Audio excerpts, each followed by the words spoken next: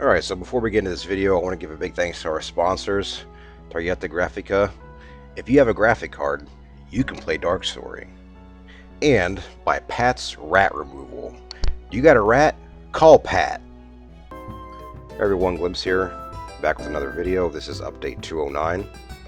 The Christmas event is now over, and we are starting a new event, the Valentine's Day event.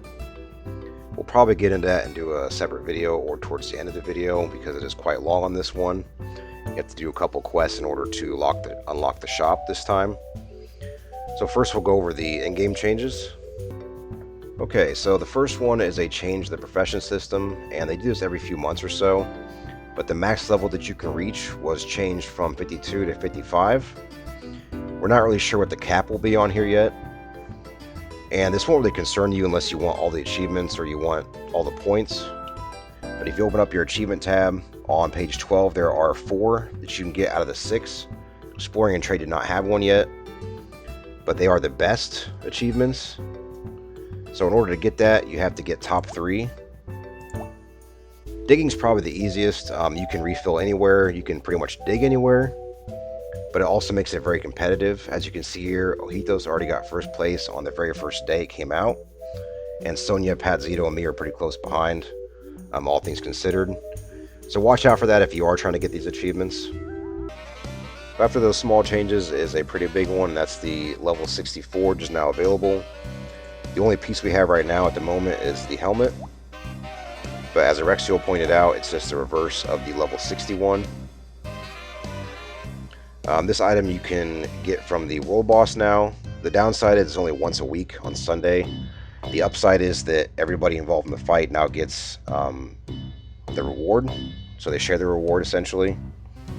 I think being Alexio and maybe Pat got this on the first day. I can't remember.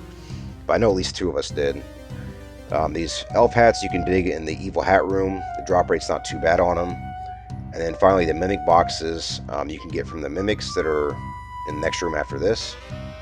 So yeah, pretty cool to see. I'm going to test it with AGI 2 stone most likely and then see how I like it. Alright, moving on to balance. The first thing that got changed was the dojo again. It went from 20 minutes to 30 minutes. And even with that change, it's still very hard for mages to get top 10, but we had that thing actually happen. So congrats on Sonya Fire. This is very impressive still, even with that time. In order to kill all the bosses, if you don't know, mages have the lowest DPS first boss against all the other fighters. So it's very difficult to get anywhere in Dojo with that, which is why I think there should be some changes still to this, especially these levels. It's just not going to be feasibly possible for a mage to get this unless a major change happens. So one of my suggestions was solo and team. Solo could just be for ranking.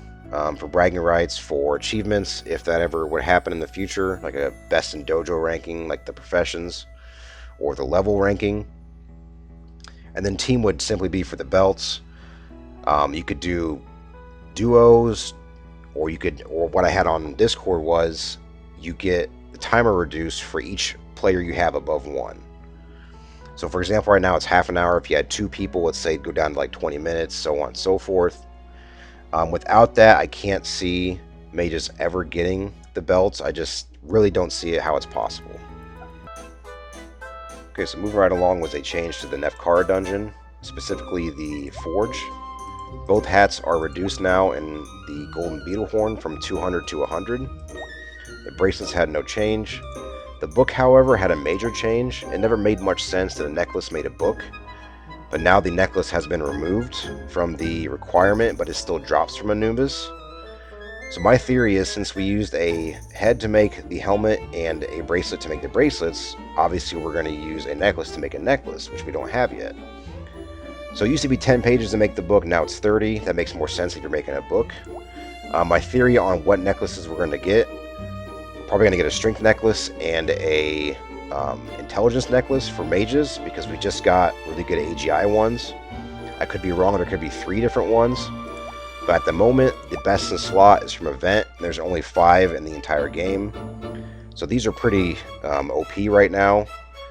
And like I said in one of my previous videos, if something like that exists in the game, it's not too long until there's something similar that you can get, so those might even be better.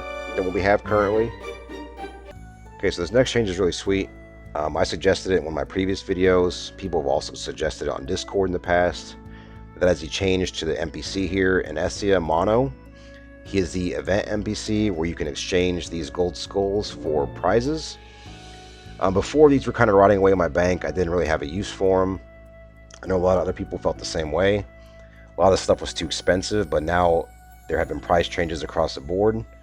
Especially for festival tickets, they're affordable. Same with the bronze skull. The remains, I think the ones are maybe a little bit too high still, but these are the stone 2 are definitely high enough. I think I got 6 out of the ones I had. I used them right away, otherwise I wouldn't have used them at all. But anyways, yeah, nice change. Maybe these can just be 100, I think, instead of 150. I think that'd be reasonable. Alright, so we have a big list of item changes to go over. The first couple are just sale price changes. There's a hat requirement that was removed for a quest that you get in Goldem. But the big one was the rose necklace from last year used to give endurance, now it gives agility, because there is a new necklace called the violet necklace for each level 30 and level 60 that now gives endurance instead. So pretty nice change. I don't really agree with the NPR removal on the daisy necklace. This is a niche ability anyways. Maybe they are changing it, so there's going to be something better with HPR, who knows. But it's just kind of a weird thing to take off there. Okay, so this change is a little weird and one that I don't really agree with. The critical damage was removed from some of the Halloween rings. The only one that's left is the first one. Probably just an oversight. But these two and the 2 that were in the event, it's completely gone. I don't understand it because it gave the lower level players a damage bonus and something to shoot for in this reward system here for this tower.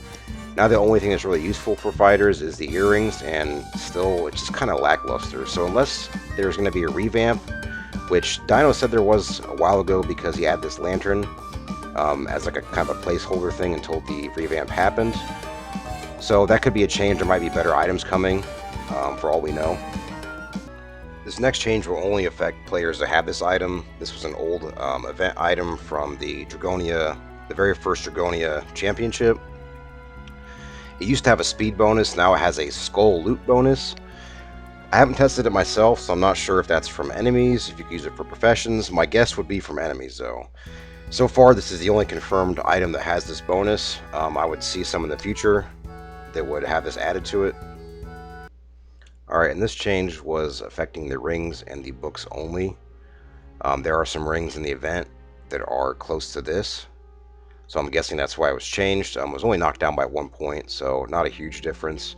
The book, however, these 2 were changed. They used to have Endurance and SPR2, and then Endurance and AGI2, but now the Endurance was removed and just added to the AGI and SPR. The Endurance book was already 3, so this change makes sense to me. Our last change comes with the Stalker again, and MasterCard specifically. They will no longer require honor points to get, and Master Buffy and Master Sandy have been changed. Before, Buffy just had damage, now he has healing added, and Sandy had just the healing, now she has damage. So together with the new ones from the event, a different style of MasterCard system is possible. I would say this would be really good for mobs, and the other ones, the highest you can get for bosses, so you can kind of change them out. It just makes it nice to explore different builds, and I think as far as my testing goes with Sandy, it is helpful. And again, you don't have to use as many potions, but as a Stalker, you're going to die quite a bit early on without endurance bonus, and you'll be running through a lot of potions, so this will help out with the lower levels in particular. Okay, so the premium shop also got a huge update. We're not going to go over any of that stuff. You can press G and look at it yourself. There's also a couple things up top that we won't go over here on this list. The one that I do want to go over is the Patreon shop. So if you don't know what that is, you can go to patreon.com and look for Darkstory Online. There you can sign up to be a member. It's only $2, $5, or $10 for each tier, so pretty cheap, all things considered. You get coins every month for whatever tier you sign up for, and you also get future update information before everybody else, exclusive interviews, etc. But one of the changes this time was there is now a forge where you can take some of your old promos and turn them into something new. The only downside is if you want both, you have to get another promo, because for this one you sacrifice the first one. So for the bunny, for example, here's the mount, Patreon coins, and a couple other things in order to make the pink bunny mount. For the snakes in particular, it's a lot heavier of a requirement.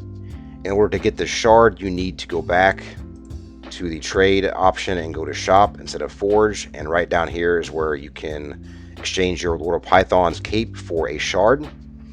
So pretty cool change. Dino did confirm in a Discord message that these will be around for a while, so don't worry about it too much. The other funny thing they added was this quack elixir, which will summon a duck to make a duck sound, which is pretty funny. Alright, that's it for this update video. We're going to do the Valentine event for a new one because it is a lot longer this time. There were also some bug fixes, but there were nothing major. The Crombie Island ranking button wasn't showing, I think, but that was really about it. If you want to find out more, you can go to the website and look at the blog. But until then, I'll see you in the next video.